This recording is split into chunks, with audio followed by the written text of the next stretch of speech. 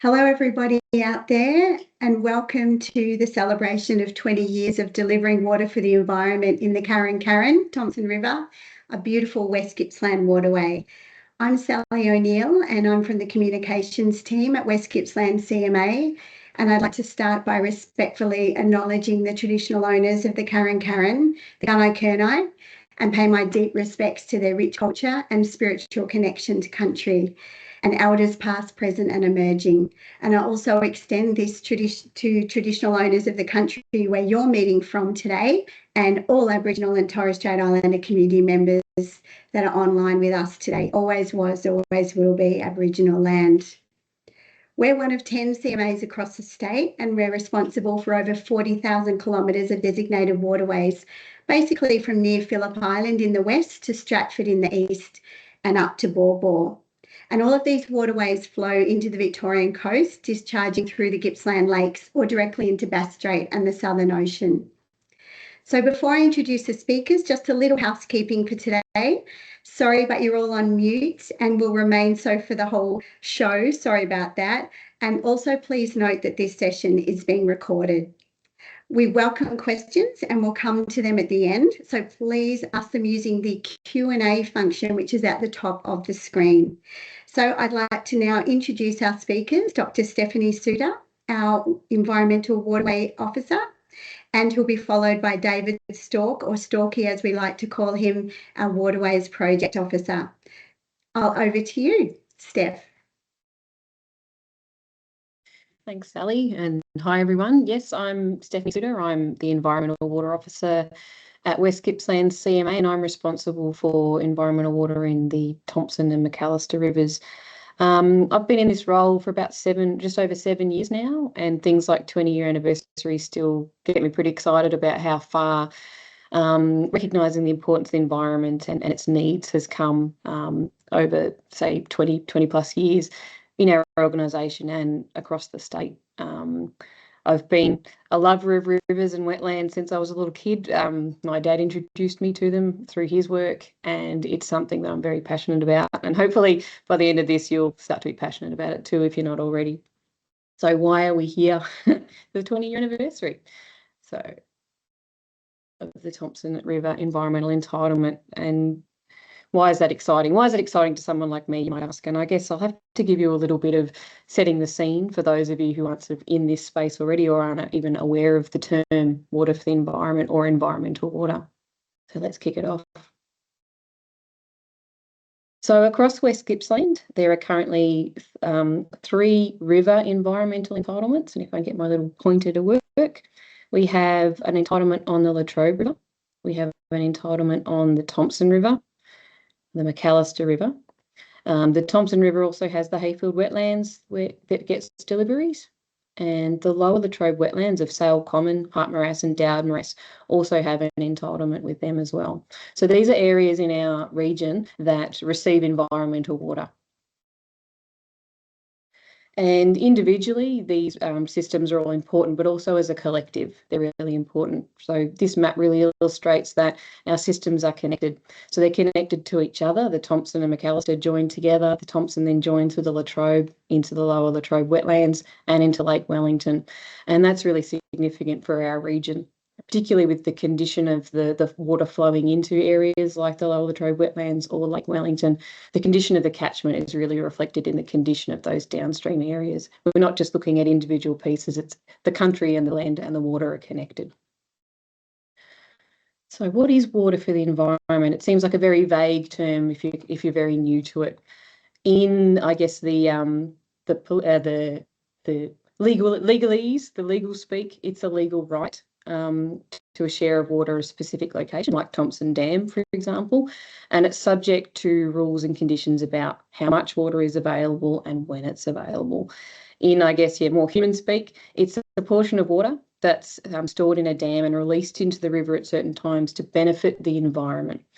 So it's water that's managed specifically to improve, say, the health of a river, wetlands and floodplains, and it provides for native plants, animals and processes that really rely on river flow to function and be healthy. So that's really interesting. Why do we need it? we've all seen rivers. We know they have water in them. That's one of the main things about a river. But over the years, many of Victoria's rivers and wetlands have been modified. And when I say modified, it can also mean regulated with things like dams, weirs, pipelines, levees. And as our population grows, we need reliable access and supply of water for things like industry, for agriculture, for towns. Water is really important for us as a population. And what that has meant is that we start to store water. And in some river systems across Victoria, that could mean up to half or 2/3 of the flow that would have naturally flowed from the top to the bottom of a river is actually now held back in a dam and used for human purposes. So when a river is modified in this way, we call it regulated. That's sort of another term to sort of get your head around. So what did this mean, I guess, in the broader landscape and for the environment? So for rivers and wetlands, it's meant really big changes that have impacted the amount of water that's flowing down, as I mentioned, and their overall condition. And this has roll-on impacts to the plants and animals that rely on them to survive and flourish. So if you have declining flow and declining condition or health in rivers and wetlands and floodplains, you get a decline in native species abundance and diversity. So the physical changes that have been brought about by us needing water as a human population have meant that it's now necessary in these river systems to manage environmental water. So when rainfall and snowmelt would have actually provided flows, we now have to actually use these physical structures like dams and weirs to deliver water specifically for the environment, to mimic some of the natural flows that would have occurred before this regulation started. So just to illustrate what I mean by that, and I promise this is the only graph that I'm going to show you. If we look at a river and its flow over a year, and I'll just put up some blue bars here. So imagine this is a river that doesn't have a dam on it. It's that pre-dam or natural condition with these blue bars here. If you have a look at this flow pattern over a year, you see a real trend towards higher average flow in winter and spring, with lower average flows in summer and autumn. So more rainfall and snowmelt happening in those winter and spring periods and less so in the hotter, drier seasons. This is the kind of flow pattern that the Thomson might have, that the McAllister might have. It's pretty regular in these coastal systems particularly. So this flow regime that we have, the critters that live in it, so the insects, the plants, the animals, they've evolved to this type of flow pattern. So we call them seasonal cues.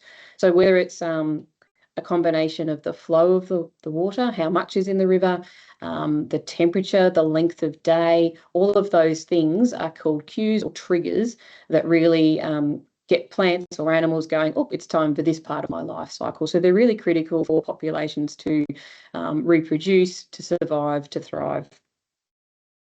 So in a river system, when we start to see a regulated river system, when a dam might be put in place, that alters the flow pattern. And you get something more like this with the orange bars that are up on the graph now. So what we tend to see with the river below a dam is a lot less water and a lot less of that natural up and down ebb and flow pattern. So what's happening in these systems now is those high rainfall periods or those high flow periods are now what's called the harvesting period for a dam or a storage. And this is when the dam's filling up. And then it's released in those times when the demand is highest, which is in those warmer months. So you can look at these two graphs and hopefully it illustrates that there's quite a difference there. And this, as I mentioned before, has an impact on the health of the waterway and the critters that rely on it.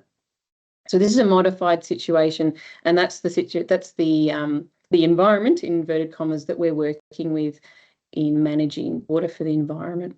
So while environmental entitlements aren't big enough, so they don't have enough volume to completely replicate that blue graph, the pre-dam scenario, what we are trying to do is plug some of the gaps and provide some of that natural variability and some of that flow pattern. So I've just put up the green bars, and that's sort of what we're trying to do with the environmental water. So we're putting it on top of, say, the orange bars and increasing at certain times and providing some of those natural pre-dam seasonal cues that may have been there before. Hopefully that gives you an idea of how we manage water throughout the year. And I keep saying how we manage water. What does that actually mean? And it's not just CMAs alone. We have a lot of delivery partners involved in it as well. So prior to 2011, CMAs worked directly with the State Department to get approval from the Minister about how to deliver water for the environment. So since 2011, an independent body known as the Victorian Environmental Water Holder, or the VEW, has been in place, and they are now responsible for all of the environmental entitlements across the state. So as you can imagine, that's quite a lot of rivers and wetlands needing attention and needing to be across. So the VEW works very closely with catchment management authorities in the regions and Melbourne Water. And they've given the authority to deliver environmental water on their behalf to CMAs and Melbourne Water. So as part of this process, catchment management authorities prepare an annual outline of proposed flow priorities across a water year, which is like a financial year, so that June to July period. And this information then goes into what's called the Seasonal Watering Plan for the VEW, which is a statewide document. And we use this document as a guide to prioritise, adaptively manage and order our water deliveries across a year for each of the different entitlements.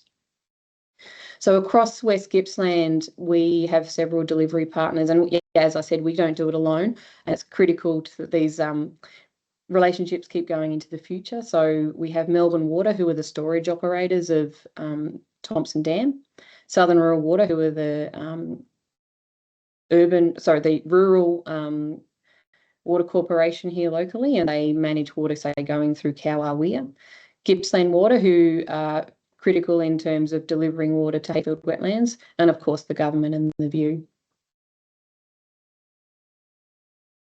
So what does it actually look like in a physical sense? So I get to prepare what's called water order in a really funky spreadsheet, and that information goes to the storage operators at Melbourne Water. That water is then released at the time sort of specified in the order, released straight into the river downstream of the dam. As it travels down, it might hit a place like Kowawea, where Southern Rural Water is responsible for diverting it down the correct channel. And in a situation or scenario like a delivery to Hayfield wetlands, Gippsland Water then actually drive the physical pump to get the water onto these wetlands through the pipelines. So it's not just us, it's very important that we have delivery partners in this space. So that's a bit of a broad stroke of what is environmental water and how do we use it here. So hopefully that's made some sense to you, and we can sort of step back to the 20-year celebration aspect.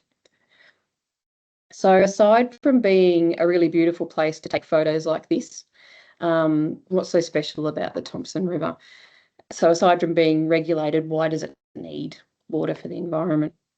So below the Thomson Reservoir, the Thomson River contains really high value water dependent riparian or streamside vegetation. It has heritage river status in one of the sections there. It's recognised for its values related to scenic landscapes. So yes, the pretty stuff, but also the cultural heritage sites and recreational sites as well. I mentioned earlier about the connection between the river systems, and so the Thomson is one of a network of coastal rivers across West Gippsland that flows into the Lower Latrobe wetlands, downstream of Sale, and then out to Lake Wellington. So Lake Wellington being the most westerly of the Gippsland lakes, the Gippsland lakes are recognised for their high social, economic and environmental and cultural value to the region more broadly. And it also has rare freshwater fringing wetlands that are part of the Gippsland Lakes Ramsar site, which is recognised for international conservation significance. So this coastal connection is really important because it actually has an influence on particularly the fish species that inhabit the Thomson. So this little graphic's trying to sort of indicate what I'm about to say. So this coastal connection means we've got a really diverse mix of native fish species characterised by a high proportion of migratory species, which Dave will present on a bit more, so I won't go into too much about that. But what's important for them, for those particular species, is that they have the ability to move up and downstream from freshwater to saltwater or estuary conditions at different parts of their life cycle. So this includes species like Australian grayling, which is actually a listed species, chupong, short fin eel, long fin eel, and species like that. And fish are an easy one to talk about, but there are also other values within the Thomson system in terms of environmental and things with backbones, things without backbones, like water rats, Gippsland water dragons, turtles, and platypus. I talk about the environmental values because I guess that's my role, that's my understanding. But the river also provides and supports other benefits and values, which are, can't be dismissed. The Thomson's important for recreation. There's cultural values, economic values. It's important agriculturally as well. So in a nutshell, the way I see it is that a healthy river system leads to a healthy community. So this is my very ugly timeline, but I'm trying to illustrate a point as opposed to be headhunted to become a graphic designer. But a potted history of regulation and milestones, I guess, in the Thomson River is what I'm trying to illustrate. So the journey of regulation really starts in 1957 with the construction of Kawawea, following the Thomson Rainbow Emulsion when the Thomson split into two. And that's when the system really started to become managed to make sure flow was still going down the old Thomson Arm. Not too long after this, in 1967, the water from the Thomson was actually started to be diverted to augment Melbourne's water supply for the town or for the city. In 1984, the construction of Thomson Reservoir was finished, and there was a period after that of the Thomson Dam filling, which meant sort of obviously impacts to the amount of water coming down the Thomson. There's a bit of a gap there. Lots of things happened, I'll acknowledge that, but I'm sticking to the watery side. Between 1996 and 2010, it was the Millennium Drought. Particularly evident during this period, it was recognised that the Thomson, along with many other rivers across Victoria and across the country, were flow stressed, and that the minimum flows being released out of the dam into the river towards Gippsland weren't adequate to sustain an ecologically healthy river. So in general, the river itself was found to have lots of issues, so related to that seasonality of flow, like I mentioned before, a contraction or restriction of the river channel, and lots of pest vegetation and barriers to fish migration. So from my perspective, thankfully, people cared enough about rivers to think that this wasn't okay, that it wasn't sustainable, and there was foresight in place, and there was importance placed on the waterway health. And as part of the Victorian Government's state water plan at the time, Our Water, Our Future, environmental health and protecting waterways became a key goal. And through things like water savings projects and efficiencies, water became available for environmental purposes. So that brings us to 2005, when the Thomson Entitlement came into existence. So sort of from 2011 onwards, so the view came into being, and environmental water entitlements for other systems started to pop up, so like in the McAllister and the Lower Latrobe wetlands, and later on the Latrobe. In 2016, there was, with more water savings and efficiencies programs, there was water added to the original volume set aside for the Thomson. So that brought us up to what we have today, which is up to 18 gigalitres or 18,000 megalitres. In 2022, so we had quite a wet period more recently, as you might all remember, and the Thomson Dam actually spilled for the first time since 1996, so that was quite an exciting time. And then it brings us to 2025 with 20 years of the Thomson Environmental Entitlement. So the main point I'm trying to make with this timeline is that the river has been impacted for a long time. It's not just having a weir or a dam in place, but it's also other things have happened in this space, and that environmental water has only really been part of the story in this sort of back end. And what's impressive to me is that in this short amount of time, we've now got up to 18 gigalitres of water available each water year for the Thomson. We've delivered over 200 gigalitres of water for the environment, and I think that equates to over 100,000 Olympic size swimming pools. And also the way we manage the or make plans and priorities for the flow deliveries has changed. We actually now have a Thomson Environmental Water Advisory Group, which has a group representing, potential stakeholders, community, traditional owners, and delivery partners who contribute to that annual planning. So it's more than just me sitting at a computer going, what will I do today? It's a real discussion, and there's input from other parties and knowledge bringers as well. So how do we know if we're having a positive impact with environmental water for the environment? So in our industry, monitoring and data are gold. It gives us the ability to see the current condition, past condition, and future condition. And with anything sort of in the natural space, you won't necessarily see success straight away. What was the old ad?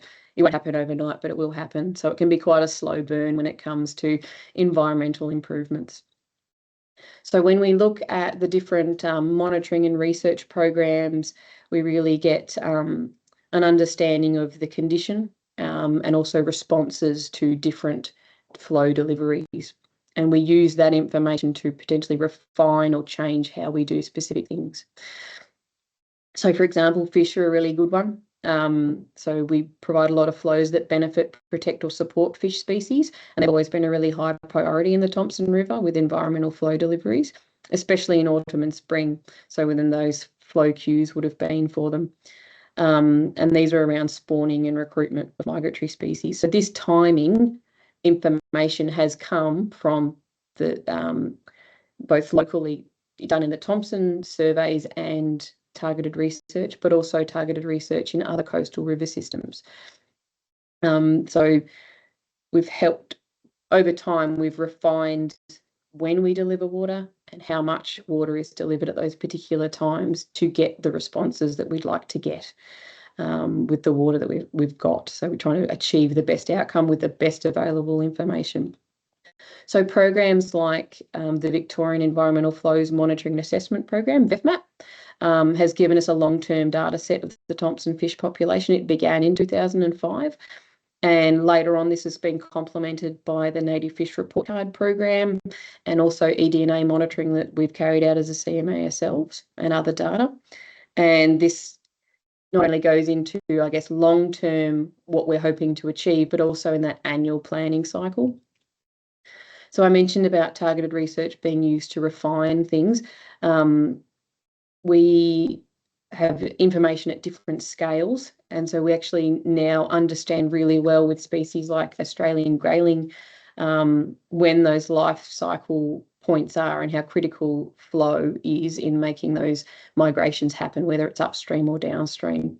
And other projects have involved radio tracking of particular species, otolith, which is like the ear bone chemistry, and larval surveys. So we have a really good idea of where the adults hang out, where they are laying their eggs or spawning, and recruitment of young from, say, those salty or estuarine environments back into the stream. And that's been really important, working with research organisations like the Arthur Rylah Institute to really get the best from the water that we're trying to deliver.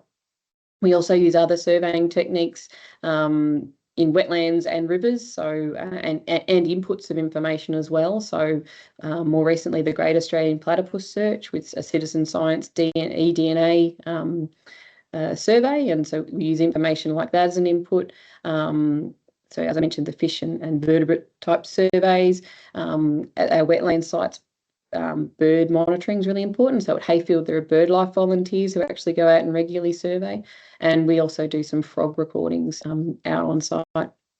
So that's, I guess, a really quick and dirty river aspect of monitoring and how we see changes over time, which might be sort of that decadal spanning, not just sort of overnight. And then, as I mentioned, it can be a slow burn, but in some situations it can actually be quite a quick response. And the example we have of that is Hayfield Wetlands.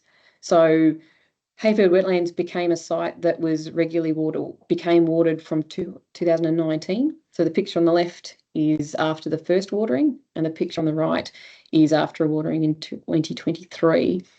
So this has been combined with tireless efforts from the Hayfield Wetlands Committee of Management volunteers. But in the short time that we've been delivering here, we've seen from the acoustic recordings, from the bird surveys and surveys of the aquatic vegetation, that there's been some significant improvements just by sort of having the water there. And with the bird surveys, which is exciting to me because I'm a massive bird nerd, we've had regular occurrence of Latham snipe, which is a migratory bird species which flies all the way over from Japan. So that's really exciting. So it's these little before and after shots that make you really go, oh, wow, this is actually having a great impact. And it's also important as a community resource as well, as somewhere nice to go and look.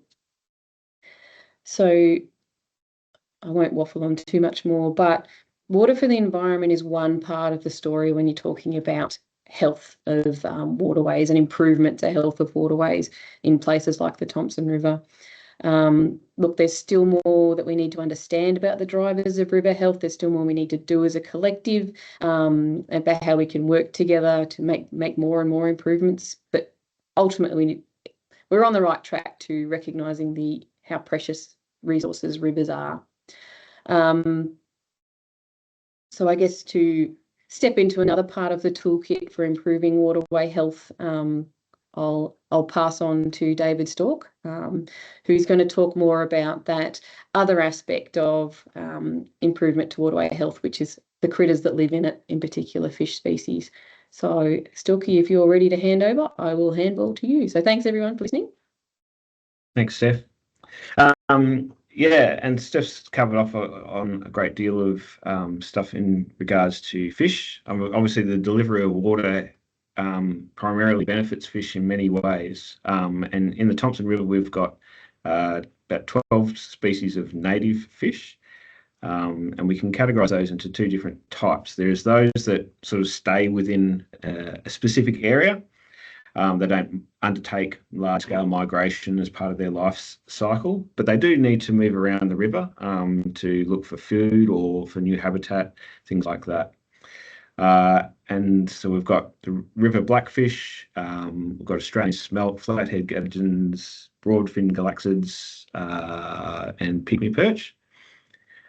And then we've got what's called diadromous fish. So Steph touched on it earlier around fish that undertake large-scale migration as part of their life cycle. So it's really critical that they get the water cues. So that's the changes in water volumes that go through the river at the right time of the year that trigger them to undertake migration for spawning or for re-entering a waterway from the ocean. So these fish undertake migrations between freshwater and saltwater. So they need that connection to be able to get back into the rivers. So we've got Chupong, which is that top left one, Australian bass, which is one next to it, Australian grayling, which is an EPBC protected species because it's listed as vulnerable. Then we've got things like eels, long-finned and short-finned eels, lamprey. If you ever want nightmares, look at photos about lamprey. They're a parasitic fish. And then common galaxids. Obviously, fish like eels and the likes can undertake migration, but they can also overtake barriers such as dry land or large obstacles within waterways by simply crawling over them. The other fish cannot. They need connection via water and water flows. So the Thomson River, as Steph touched on, it's about 170 kilometres from the dam down to the Lake Wellington. And then Lake Wellington is part of the Gippsland Lake, so that connects to the ocean via Lake's entrance. But when you consider the reaches above Thomson, or next to Thomson Dam, which is the Aberfeldy, plus all the feeding streams, you've got over 300 kilometres worth of waterways that is part of that Thomson River system.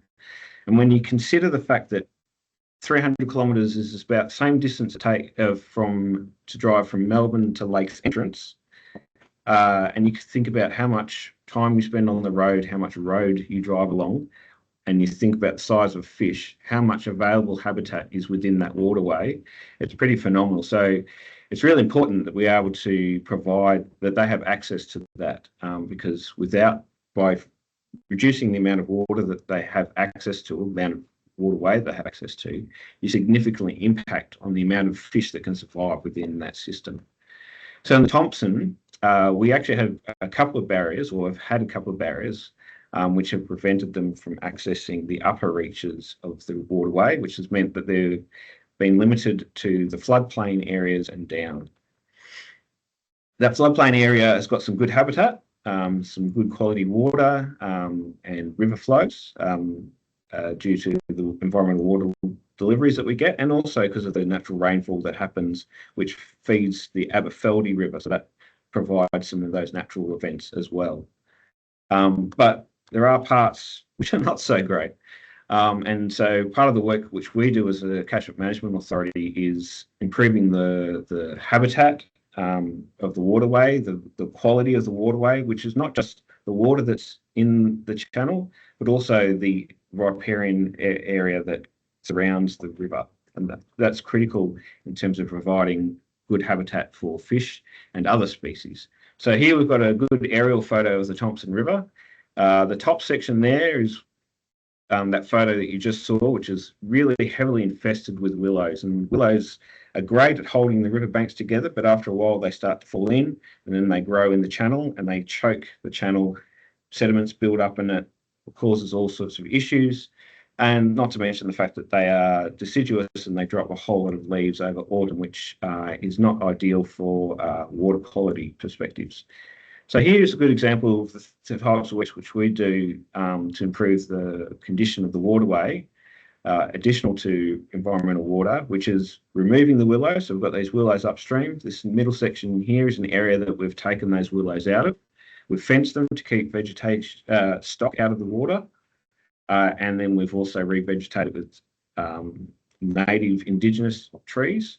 And then this lower section is an area that was planted about 10 years prior. So we're slowly transitioning some of the impacts from our European management of waterways back into more natural management of waterways. And this is an example of the habitat that exists in that upper reach. So really high value, high quality water, high quality, high value habitat as well. So it's really important that we are able to get those fish, allow those fish to get into that area. So the first barrier that we had to overcome was at Kowawea, which Steph mentioned earlier, and that provided some access to that some of that upper reach of the Thomson. This is an aerial image from Google Maps of Kowawea. So the Thomson flows in from the left side there. It then flows split into two different branches, the original channel and then what's called Rainbow Creek. And this was where the river jumped course, carved a whole new channel in the floodplain in the 1950s. They built the Kowawea at this location to push the water back down the old course and provide an irrigation offtake for the irrigation district. So there's two barriers there. One is for fish swimming up Rainbow Creek. They come up against this big, large weir structure at Kowawea. And then the old course, you've got a smaller, what's called a knife edge weir. And that's just a smaller barrier. So we have provided fish passage through that section of the river because it's a lot less money than trying to get it up through the Rainbow Creek section. But before the CMA was formed in the 90s, this was a significant barrier, and that's because the water would flow over that weir as basically a waterfall. So what you're seeing here, all these rocks and stuff, didn't exist. And why that is a problem is because our native fish don't actually jump out of water. Our freshwater fish don't jump out of water to overcome barriers. They actually have to swim through the river. They don't undertake leaps like you see on nature documentaries and things like that. If you see a fish jumping in a river, it's most likely a carp. So what we've done at this site is in the 90s, we built this rock ramp, which is essentially exactly what it is. Sounds like it's rocks ramping up towards the weir, and that allowed the fish to swim through that, basically like a natural riffle. Swim up through there to get to the weir at that edge and then to swim through. But there are periods of the year where the water flows are so low that even that little drop is still too much. And that's what this yellow structure is for, and that's called a vertical slot fishway. Without boring you with technicalities, it is quite interesting, for me anyway. That provides, similar to that rock ramp and a natural riffle, it provides levels or steps by which the fish can essentially get up. Some people call them fish ladders because they're stepping their way up through. So that's what that yellow structure is providing. So it's a two-staged approach that allows fish to get through that section of through that barrier and up into the upper section any time of the year. Then the next barrier was a location called Horseshoe Bend, and by opening that up, that allowed fish to get all the way up into the headwaters of the Thomson through the Aberfeldy. That barrier was formed by a gold mining works which dug a tunnel through the neck of a bend in the river, which drained the flows and left a dry riverbed.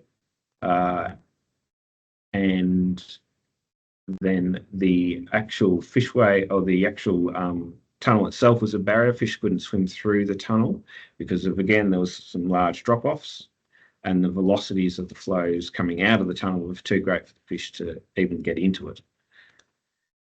So this is that same before photo and the same location. So we created a new channel through the bedrock, which allowed fish, which reconnected the hydraulic flows around that section of the river and allowed fish to swim upstream.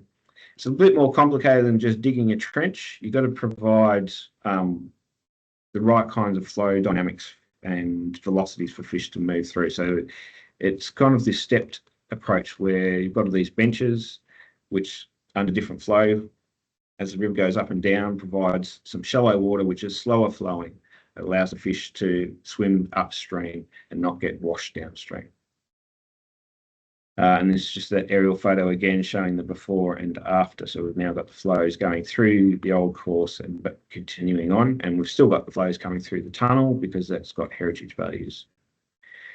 Since we have completed that project,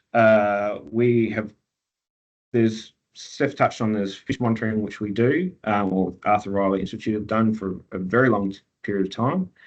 And prior to the fishway being completed in 2019, Chupong, which is one of those migratory species that I've mentioned before, we'd only pick them up occasionally following large floods. So that's when that old course was engaged through high flows, and then we only picked them up as individuals.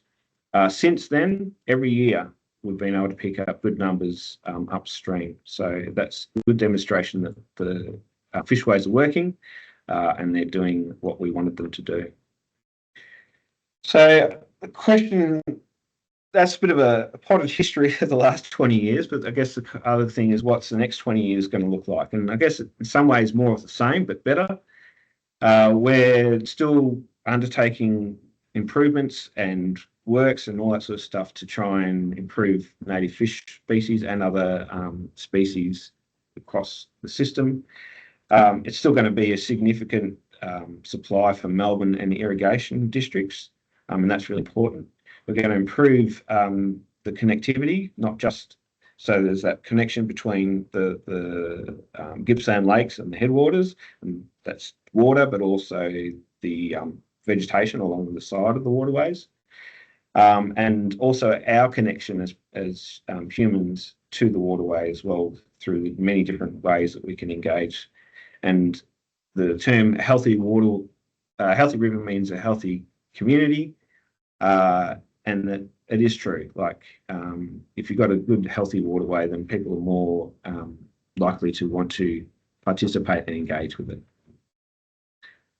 I'll hand back over to Sally.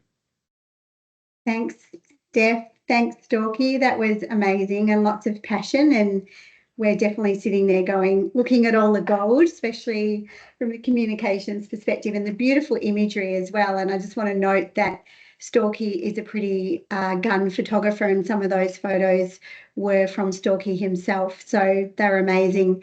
Just got a few questions. We realise we're struggling for time, but we had one. What happens if the water in the river or dam becomes polluted? Yeah, so I guess I'll take that one. In terms of downstream of the dam, if there's an event or something happens that bad water quality appears in the river. So let's just use fire as an example. After a fire, you might get a lot of runoff, and all the whatever's burnt on the catchment ends up in the river. This could mean bad water quality hitting the river. In situations like that, from an environmental water perspective, we'd be trying to time a flow or provide water to flush a system, or if it's say like a blue-green algal event where we start to see dissolved oxygen, which is really important for living creatures in the water. We might again be out there monitoring what's the water quality doing, how much flow is coming, what's forecast rain, anything like that, and looking at ways of should we be delivering a flow to, say, keep a refuge pool where fish might be hanging out safe. In terms of a large storage, if it's polluted, then we'd work with the storage operator to understand what's happening in the river system and what that may mean for anything being released. So it's a case-by-case basis, really. Great. The next one we had was, is the Thomson likely to change in the future, and will e-water change with it? Yeah, and I saw there was another chat about if there are any plans to recover more water for the environment. So I guess that sort of links in with this as well.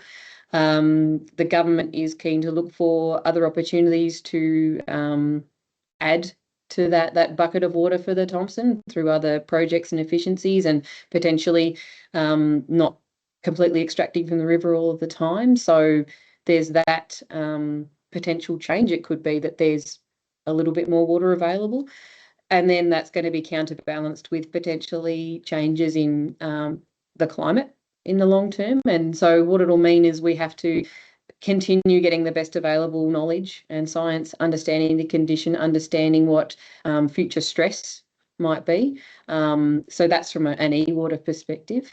And yeah, and as Dave alluded to, there's still work to be done on the area around the river to improve waterway health. So that's another way that it could change. And hopefully resilient fish populations that don't need to be kind of carried easily through, they'll start to come into their own.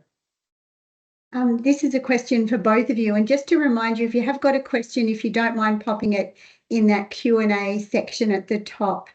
So for both Steph and Dave, what has been your personal highlight working on this beautiful river? Getting to kayak down it, getting to see it firsthand for me. Yep. And Storky? Yeah, I've had a long history with it, I suppose. When I started here, I was the environmental water officer for the Thomson, which was 16 years ago. So I've spent a lot of time with it. The highlights for me is just the river itself, like getting out and engaging with it at all levels. I mean, it's beautiful upstream in those upper catchment areas, but it's also pretty amazing in the lower sections as well. I guess in terms of greatest achievements, it's just been about seeing the success of delivering water for the environment, seeing, when they're undertaking those tracking of fish to see them actually move downstream when we've actually released water, and then to catch some of the larvae that they've laid during that process, to know that we actually are making a real difference in terms of things like that. Great. And speaking of people with long histories of the rivers, we've got a question from Penny Phillipson, who has a long history with the river as well. Are there plans or commitments to save and recover more water for the environment? above and beyond the current 18 gigalitres for the river? Yep. So we've been involved in some work looking at what more water could mean for the Thomson River. We've done it for the McAllister and the Latrobe as well. And so the state government's taken that on board in some of their sort of longer term strategic planning documents, and it's certainly a high level looking at opportunities to add to that environmental bucket across West Gippsland. Fantastic. Does anyone have any last questions to pop in the Q&A section before we leave you to the rest of your day?